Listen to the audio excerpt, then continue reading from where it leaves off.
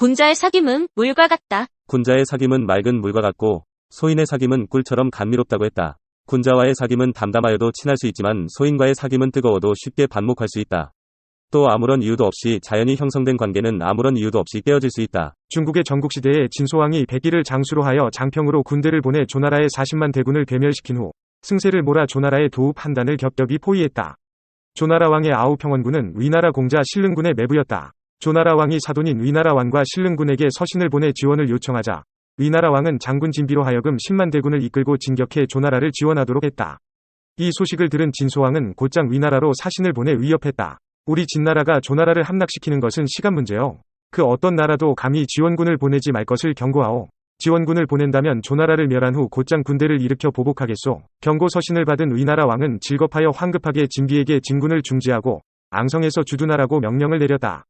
조나라를 지원한다는 명분이었지만 사실은 형세를 관망하려는 심산이었다. 평원군은 지원군이 오기를 학수고대하며 몇 차례나 위나라에 사신을 보내는 한편 신릉군을 책망했다. 내가 위나라와 사돈을 맺은 것은 너의 호방한 기계와 위리를 높이 사고 네가 남의 어려움을 도와주는 인물이라고 생각했기 때문이다. 지금 한단이 함락될 위기에 처해 자칫하면 진나라에 투항해야 할 지경에 이르렀는데 어찌하여 위나라 군대는 강 건너 불구경만 하고 있는가?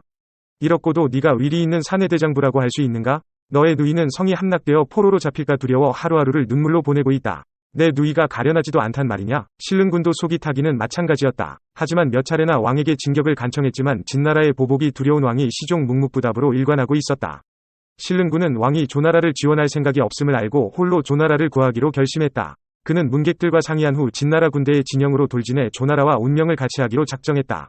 신릉군이 휘하의 군대를 이끌고 동문으로 나갔을 때 문지기인 후생이라는 자와 마주쳤다. 신릉군이 자신은 진나라 군대와 싸우다가 죽겠노라고 말했다. 그러나 후생은 냉랭한 말투로 건투를 빕니다.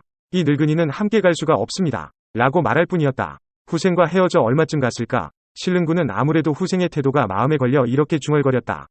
평소에 후생에게 원한을 산 일이 없는데 내가 지금 죽을 곳으로 가고 있는데도 그토록 냉정하게 대하다니 이상한 일이로다. 그렇다. 진정한 친구인지 아닌지는 어려운 일이 닥쳤을 때 비로소 드러나는 법이다. 자신의 처지가 예전과 달라졌다면 일단 곁에 있는 친구들을 다시 한번 살펴볼 필요가 있다. 북송 시기 왕안석이 새로운 법률을 시행하면서 사마광 등 보수파를 배척하고 여해경 등 소인을 등용하자 사마광이 왕안석에게 서신을 보냈다.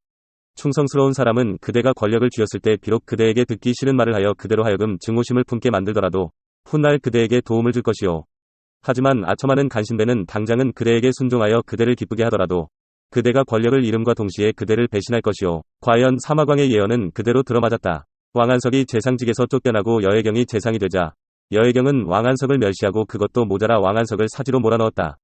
걔가 자신을 길러준 주인을 문 것과 무엇이 다르단 말인가? 인상여는 이 점을 매우 잘 알고 있었다. 인상여가 조나라 황관 무현의 가신으로 있을 때의 일이다. 한 번은 무현이 국법을 어겨 죄를 짓자 연나라로 망명하려고 했다. 인상여가 물었다. 왜 하필 연나라로 가시려는 겁니까?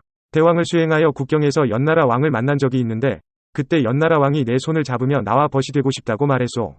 그러니 연나라 왕은 틀림없이 날 반겨 맞이할 것이오. 인상여가 무현을 만류했다. 그렇지 않을 수도 있습니다. 조나라가 연나라보다 강하고 당시 대인은 조나라 왕에게 총애를 받고 있었습니다.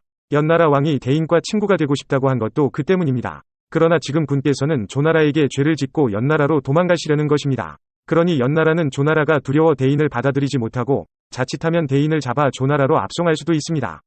차라리 스스로 죄를 인정하고 왕께 용서를 구하신다면 용서받을 수 있을 것입니다. 무현이 인상여의 말대로 스스로 죄를 인정하자 조나라 왕은 그를 사면해 주었다. 연나라 왕이 무현에게 벗이 되고 싶다고 말한 것은 무현의 배후에 조나라 왕이 있어 무현과 친분을 쌓을 필요가 있었기 때문이다. 그러나 무현이 조나라의 죄인으로 전락해 처지가 바뀌고 친구로서의 가치를 상실했으니 연나라로 망명하는 일은 매우 위험한 일이었다. 보아하니 무현보다는 인상여가 세상 경험이 더 많았던 것 같다. 진이 대부 문자도 누구에게로 위탁할 것인지를 두고 고민한 적이 있었다. 문자가 타국을 유랑하다가 한 마을을 지나게 되었다. 그를 따르던 시종이 물었다. 이 마을의 향관은 공의 옛 친구인데 왜 여기서 쉬어 가시지 않나요? 뒤에 오는 우리 수레도 기다릴 겸 그의 관아에 가서 잠시 쉬는 것이 어떻겠습니까? 문자가 대답했다. 내가 전에 음악을 즐겼을 때 그는 내게 검은 꼴을 보내주었고 또 폐옥을 좋아하자 옥환을 보내주었다.